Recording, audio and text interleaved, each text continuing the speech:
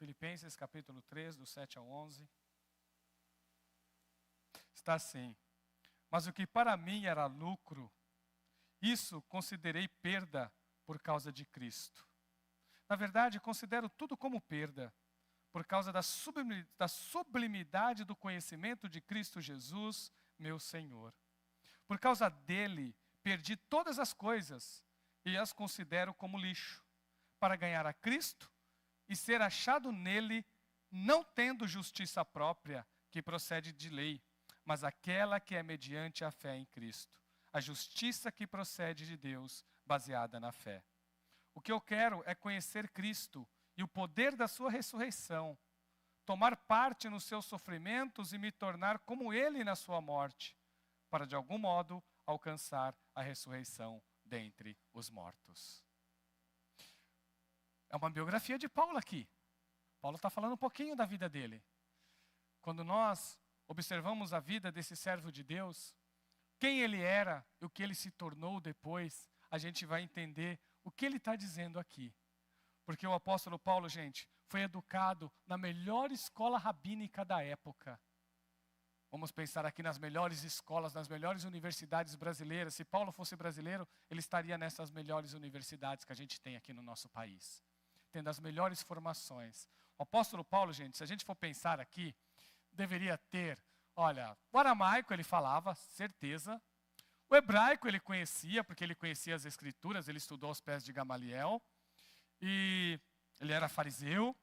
Ele também conhecia o grego, porque ele era uma pessoa que transitava, né, não só nas regiões da Palestina, mas ele era uma pessoa que andava em outros mundos, né, podemos dizer, pela própria Europa. Tarso era uma cidade bastante cosmopolita. E provavelmente ele sabia também o latim, porque ele era cidadão romano. E ele tinha que se comunicar com os soldados romanos. Então, no mínimo, gente, no mínimo, Paulo sabia 4 idiomas. Se ele não era fluente em algum deles, pode ser que não, mas certamente ele conseguia se sobressair no mundo conhecido da época. O grego era a língua universal, o latim era a língua de Roma, a língua dos soldados romanos, das pessoas, dos romanos da época. O aramaico era a língua do pessoal de Israel, era a língua franca de Israel, a língua que Jesus falava, por exemplo. E o hebraico, por ter tido bastante dificuldade pós-cativeiro. Por que o hebraico ficou restrito mais às questões da sinagoga, gente? Porque o hebraico deixou de ser falado após o cativeiro babilônico. Tem uma ideia, uma vez eu estava dando aula num curso, inclusive num curso de Novo Testamento, numa outra turma, anterior da turma que tem alguns irmãos da igreja aqui. E eu estava falando exatamente sobre as línguas, né? Teve uma aula sobre as línguas. Nós vamos ter essa aula também, sobre as línguas. E um dos irmãos falou assim, mas pastor, professor, falou, professor, mas o hebraico era uma língua santa. E o grego não, o grego é a língua mundana. Né? Aí eu falei, puxa vida, mas o Novo Testamento foi escrito em grego, né? Aí eu falei, mas eu não entendi o que você quis dizer. Não, porque o hebraico é uma língua que era falada no templo. Aí eu entendi, aí eu falei, agora eu entendi. Né? Aí ele queria dizer exatamente nesse período pós-cativeiro. Porque o hebraico é uma língua como todas as outras línguas, seja grego, seja português, não tem nada de mais santa nisso. Tá? Todas as línguas são humanas, né? Todas as línguas são a forma de se comunicar entre as pessoas. E Deus se revelou na linguagem que as pessoas entendiam na época. Só que quando o povo de Israel foi para o cativeiro, eles foram para a Babilônia. E lá na Babilônia eles falavam siríaco. Né? E o siríaco é essa adaptação, né, do que o hebraico é um pouco parecido. E aí eles acabaram adquirindo esse aramaico, que foi a língua que eles falavam ali na Babilônia, e depois quando eles voltaram, eles continuaram com essa língua pós-cativeiro. E aí o hebraico ficou restrita, porque o Antigo Testamento é escrito em hebraico, o hebraico ficou restrito à questão da sinagoga e do templo. Foi só por isso, gente, só foi porque deixou de ser falado. Então não é porque ela era mais santa. Então o Paulo, ele sabia o hebraico por causa disso, porque ele era um estudioso das Escrituras. Ele estudou na melhor escola rabínica de Israel, ao pé de um dos mestres mais famosos da época, que era o Gamaliel. Então era uma pessoa de influência. Para vocês terem ideia, gente, provavelmente o pai dele era uma pessoa que prestou um grande serviço para o Império Romano, uma pessoa de destaque, ou era uma pessoa de muitas posses. Porque Paulo já nasce cidadão romano. Só que ele não é romano, ele é judeu. Então ele conquistou essa cidadania através do pai dele. E só tinha duas formas de conseguir isso. Ou você conseguia prestando um serviço muito grande para Roma, ou você comprava. Então, de alguma forma, era uma pessoa influente. E aí a gente vê esse servo de Deus muito respeitado. Há quem diga que ele fazia parte do Sinédrio, nós não sabemos, não há certeza disso, se ele realmente fazia parte do Sinédrio, né? De certa forma ele estava ligado ao Sinédrio, e se o Sinédrio tinha que ser casado. Paulo, a gente não sabe se ele era separado ou não. Agora, imaginem assim, gente, se Paulo solteiro fez parte do Sinédrio, pensem bem, ele foi uma exceção. Se ele foi solteiro, se realmente se comprova, nós temos ideias só, nós não temos certezas. Mas se ele esteve no Sinédrio como solteiro, ele já foi uma exceção daquelas pessoas. Para ele ter conseguido isso, ele tinha que ter destaque. Porque senão não ia. Para eles abrirem mão do casamento no Sinédrio, a pessoa tem que ser muito destacada. É sempre assim a regra, gente. E na igreja é assim também. Tem algumas regras que a gente coloca, tem algumas questões que a igreja estabelece, mas não quer dizer que é pecado ou não é, e que não pode ser um pouco diferente. Mas a outra pessoa, para conseguir aquilo, ela vai ter que ter um destaque muito grande. A pessoa tem que olhar e falar assim, olha, como a gente vê, teve um grande servo de Deus aí, que ele se destacou, e ele se tornou um pastor presbiteriano sem formação teológica nenhuma, na época. Não tinha nem... E ele se tornou um pastor presbiteriano. E a gente perguntou assim, como que ele conseguiu isso? Sendo que os presbiterianos são rigorosos nessa parte. Porque ele já tinha um conhecimento que nem precisava da formação teológica. Ele provou isso no seu ministério. Vocês perceberam? Então Paulo tinha esse destaque. Só que Paulo, na estrada de Damasco, ele tem um encontro com quem, gente? Com Jesus. E tudo muda. Quando Paulo conta essa história dele aqui no capítulo 3 de Filipenses, ele conta de um ponto de vista diferente do que ele conta em Gálatas capítulo 1. Porque em Gálatas capítulo 1, ele destaca a graça de Jesus. Se vocês querem conhecer um pouquinho da biografia do próprio Paulo, quando ele conta da graça de Jesus lá no primeiro capítulo de Gálatas. Só que aqui não. Aqui ele fala dele. E aqui ele foca nele. Aqui ele foca na responsabilidade humana. Olha que interessante. Em Gálatas ele foca na soberania, na graça de Deus. Aqui ele foca na responsabilidade dele como ser humano. Dele como responsável. E ele começa dizendo assim, ó, mas o que para mim era lucro, isso considerei perda por causa de Cristo.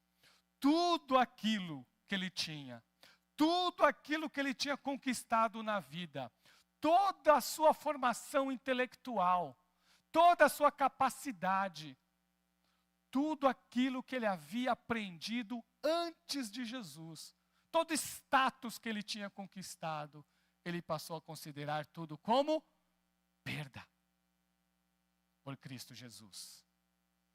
E aí ele coloca Cristo Jesus como a pessoa mais importante da vida dele.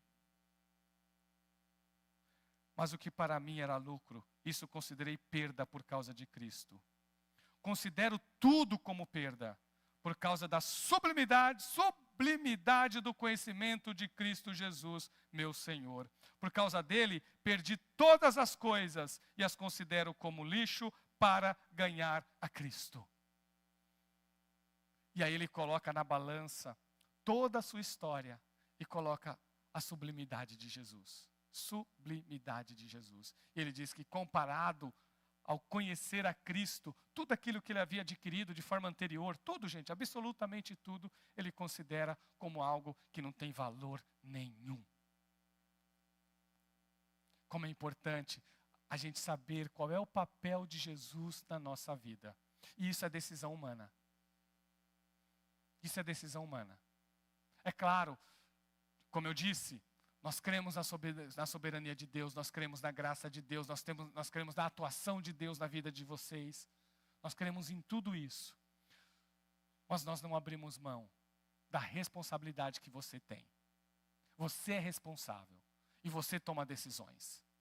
As suas decisões não são anuladas diante da soberania de Deus. Será que para você ainda o mundo tem importância? Será que para você ainda a sua vida antes de Cristo, tudo aquilo que você adquiriu, será que ainda é importante essas coisas? Ou será que Jesus, Ele é realmente mais importante que tudo? Nós temos que tomar essa decisão. Às vezes, meus irmãos, nós temos que abrir mão de coisas que nós nos apegamos demais por causa de Jesus. Gente, nós vivemos num mundo confortável. E como esse conforto às vezes nos tira da presença de Deus. Se está frio, não dá. Começou o inverno agora, começou a época de frio. Se está frio, exceto em casos de força maior. Mas, por exemplo, gente, frio pelo frio não pode impedir ninguém de estar na presença de Jesus.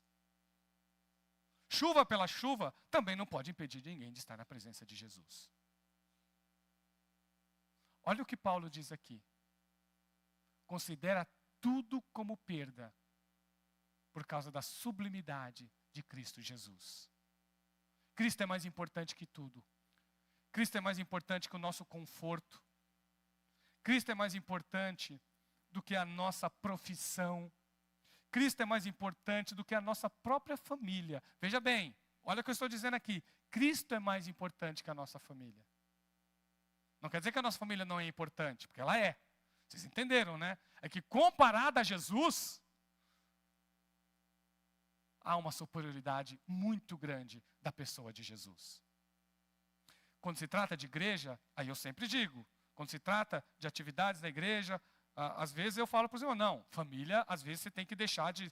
Às vezes se a família está com uma dificuldade, eu sempre aconselho isso no casamento, o meu marido está com dificuldade lá, fica lá com o teu marido. Você vem na outra semana no culto. Cuida lá do teu marido. Isso não é trocar Jesus. Tá? Tem que tomar muito cuidado. Não estou confundindo aqui Jesus com atividades de igreja. Muitas vezes as pessoas confundem isso. Não é disso que eu estou dizendo.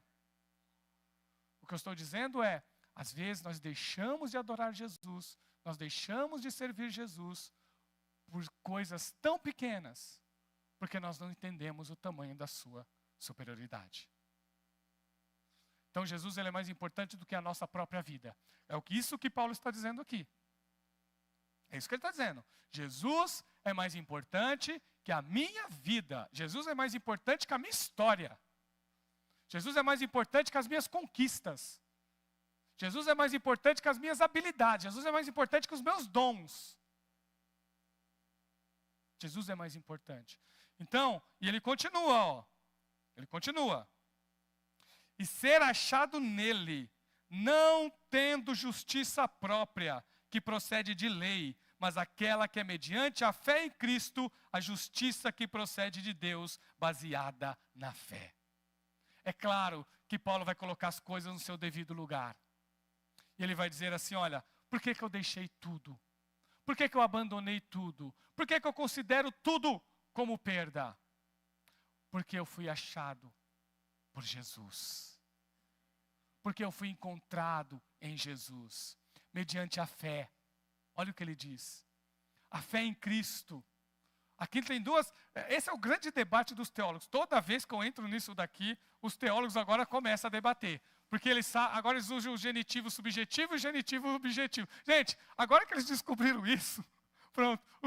Todos os livros modernos de pesquisa encontram esse grande debate. Nos mais antigos não tem, mas nos mais novos tem. Né? Porque ele está falando aqui da fé em Cristo, que nos mantém em pé, tipo da minha fé em Jesus, ou da fé de Jesus a Deus Pai. Há esse debate na língua. Então, gente, eu acredito que são os dois. Eu acredito que são os dois. É claro, o mais importante de tudo é a fidelidade de Jesus a Deus Pai. Se nós cremos em Deus, e se Deus nos aceita, e se Deus nos justifica, é por causa da fidelidade de Jesus e não a nossa. Então não está errado quando fala da fé de Jesus, é a fidelidade, tá? Não no nosso modelo. Então, Cristo foi fiel até a morte. Obedeceu a Deus em todos os detalhes, nunca pecou, não tem pecado. Ele foi obediente até a morte. Então a fidelidade de Jesus é segurança para o crente. Então por que nós somos justificados por Deus? Por causa da justiça de Jesus. E a justiça de Jesus é perfeita. Perfeita. Ele morreu no nosso lugar. Então, se há uma segurança na vida do cristão, essa segurança está na pessoa de Jesus. Isso Paulo entendeu. Mas também é verdade.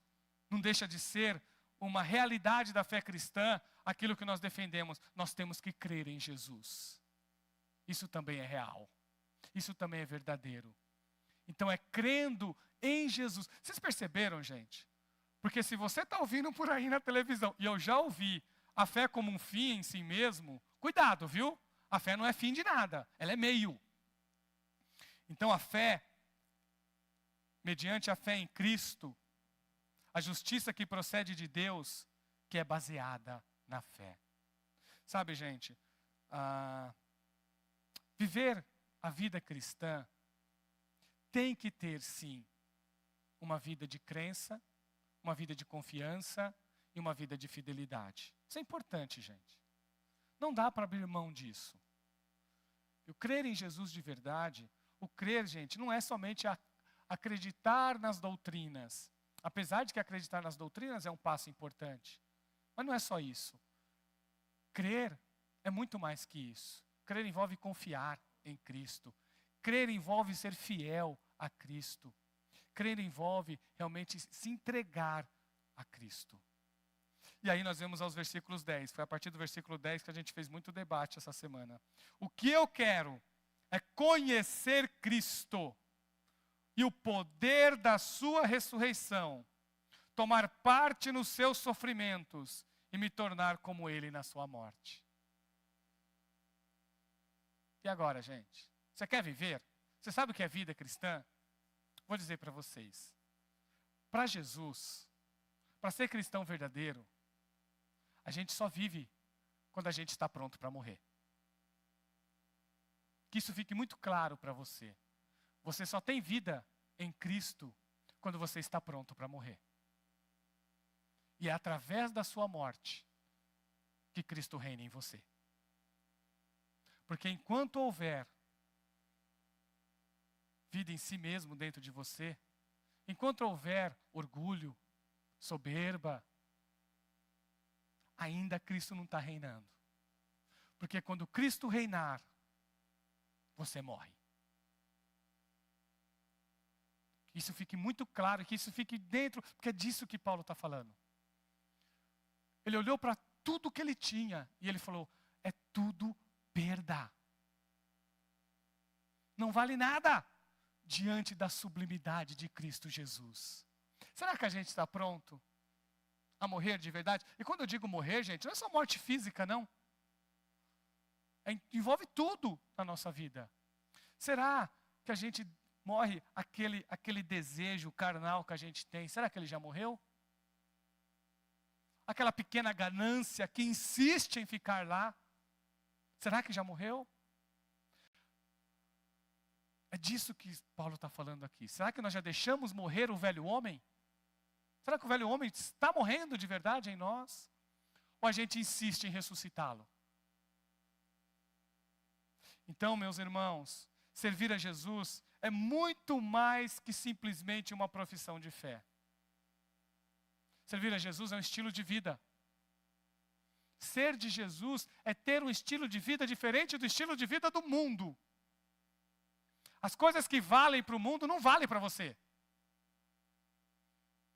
As coisas que é importante lá para o mundo não são importantes para você. É importante a gente guardar isso no nosso coração e saber até que ponto Cristo está vivendo dentro de mim. Será que nós estamos prontos para deixar morrer a nossa velha natureza? Para deixar morrer o nosso velho orgulho? Para deixar morrer a nossa velha vaidade? Para deixar morrer o nosso velho eu? Para deixar morrer os nossos velhos direitos? Porque, coisinha terrível é quando a gente só quer ter direitos, né? Isso atrapalha tudo, gente. Atrapalha tudo. Eu tenho o direito de ser feliz. Teve uma vez que eu estive aconselhando um casamento e eu escutei isso do marido. Eu quero me separar. Mas por quê? Porque eu tenho o direito de ser feliz, foi a resposta dele. Olha que coisa. Né? E a gente acha que os direitos né? São coisas boas. E a gente às vezes transfere isso para a igreja, viu? Ah, se você é de Jesus, você tem direito ao seu milagre. Gente, até isso você tem que entregar para Jesus. Até o direito do teu milagre ele tem que ter. Você tem que entregar para ele. Às vezes, uma vez eu escutei, e essas coisas me irritam, de gente com uma fé totalmente superficial. Aquela coisa, a ganância disfarçada de religiosidade, de espiritualidade, assim, é uma coisa, é uma maquiagem. Quando a pessoa diz assim, olha, se você crê em Jesus de verdade, você não pode passar dificuldade nessa vida. Não tem muito sentido. E ficar falando, se você fala que é a vontade de Deus ainda, aí você é incrédulo ou incrédula. Não, você tem que exigir lá, você tem que colocar o joelho no chão e exigir de Jesus. É teu direito. Você tem o direito de não ficar passando por lutas e por dificuldades. Eu olho uma coisa dessa, irmãos, me dá uma tristeza de ver uma coisa. E tem gente que ouve. Olha o que Paulo está dizendo aqui. Eu vou repetir mais uma vez, para ficar muito claro e vocês saberem que não é o pastor de Elcio que está falando. Olha o que o apóstolo Paulo falou, gente. Ó, o que eu quero é conhecer Cristo e o poder da sua ressurreição, tomar parte nos seus sofrimentos e me tornar como ele na sua morte. É isso que ele está dizendo aqui. É colocar todos os nossos direitos na mão de Jesus. Isso é ser cristão. Sabe? Irmãos, se você tem alguma coisa que está te atrapalhando a ter Jesus, larga isso.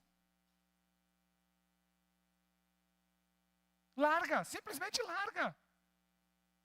Se está te atrapalhando, larga. E confia em Cristo, de verdade. Para nós vivermos, de verdade, temos que estar prontos a morrer. Quando nós entendemos isso, meus irmãos, nós passamos a louvar a Jesus por cada bênção que Ele nos dá. Cada cuidado de Jesus diário passa a ser importante para nós, porque quem está vivendo é Ele em nós. Cada sol, cada chuva, cada frio, cada calor, nós louvamos a Ele, porque Ele é o dono de todo este universo.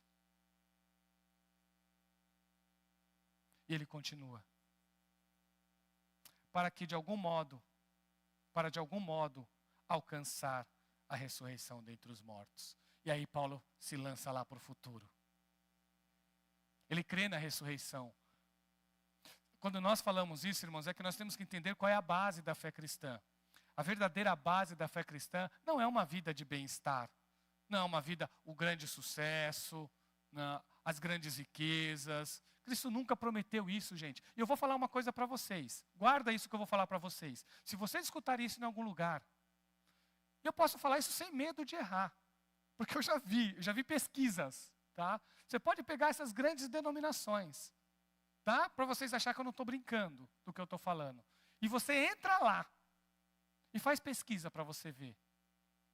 Você vai ouvir testemunho de 1% de gente rica e 99% de gente pobre. Tá bom? Só que a propaganda é só desse 1%. Que isso fique muito claro para vocês, viu? Quando você ouve essa coisa, olha aqui você vem para cá que você vai ficar rico, isso é desonesto. Isso é desonesto, porque isso não é verdadeiro. O mundo não comporta riqueza para todo mundo, gente. Se todo mundo fosse rico, o mundo acabava. Para o mundo melhorar, as pessoas mais ricas tinham que ser um pouquinho mais pobres, o mundo seria mais justo. Tá bom? Excesso de riqueza tira de outras pessoas. Então, quanto mais a pessoa enriquece, vai ter alguém que vai ter menos por causa disso. Nós temos 8 bilhões de pessoas nesse mundo, gente. Você acha que dá para produzir carro para 8 bilhões de pessoas? Não tem nem metal no mundo para isso. Vocês estão entendendo? Então, quando a pessoa vai falar assim, ó, vem aqui que você vai ficar rico. Gente, tudo isso é coisa desonesta. E não é que eu não acredito em prosperidade, porque eu acredito em prosperidade. Mas eu acredito na prosperidade bíblica, que é o bem-estar. A prosperidade que tem a ver com o bem-estar, com a vida de bem-estar. Isso é prosperidade. É aquela pessoa que consegue cuidar bem da sua família.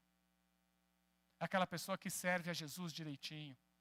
Se o Brasil, o que eu oro pelo nosso país é que o nosso país melhore saúde, para não ficar gastando dinheiro com plano de saúde.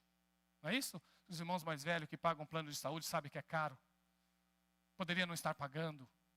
Não é isso? Olha o que vai empobrecendo a gente. Se esse dinheiro fosse usado para você fazer uma compra melhor. Não é isso? Então, quando nós olhamos a realidade de maneira mais ampla, a gente sabe e descobre que existe muita desonestidade nesse tipo de promessa. O que a Bíblia diz de verdade é isso, olha gente. O que a Bíblia diz de verdade é isso. Você está disposto a perder tudo por Jesus?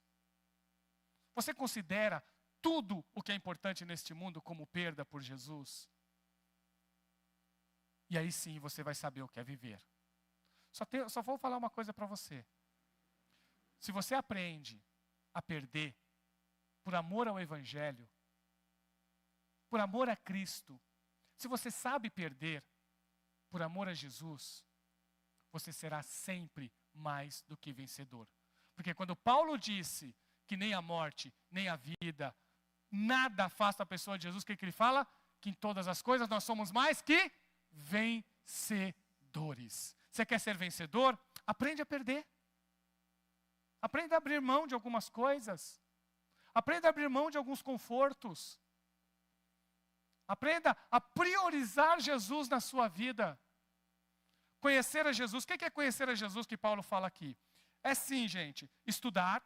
Claro, envolve o estudar. Ele fala do conhecer a Cristo como a coisa mais importante da vida dele. Mas não é só isso que ele fala. O conhecer a Jesus é estar na presença dele, é ter comunhão com ele, é estar próximo a ele. É relacionamento. Que se dá, sim, nós devemos aprender as doutrinas, claro. Eu prego sobre doutrinas, vocês sabem. E eu sou apaixonado pelas nossas crenças. Eu gosto de estudar, de pesquisar. Mas eu sei que o mais importante na vida não é isso, gente. Porque a verdade de Jesus é um caminho a se seguir. O que Jesus disse? Conhecereis a verdade vos libertará. Ele fala, andeis na verdade. Gente, como se anda na verdade? Porque ela é um caminho a ser trilhado. Conhecer a Jesus é andar nesse caminho que Ele trilhou para nós. Viu, gente? Conhecer a Jesus é trilhar o caminho da fé. Que Deus te abençoe, viu? Que Deus te abençoe.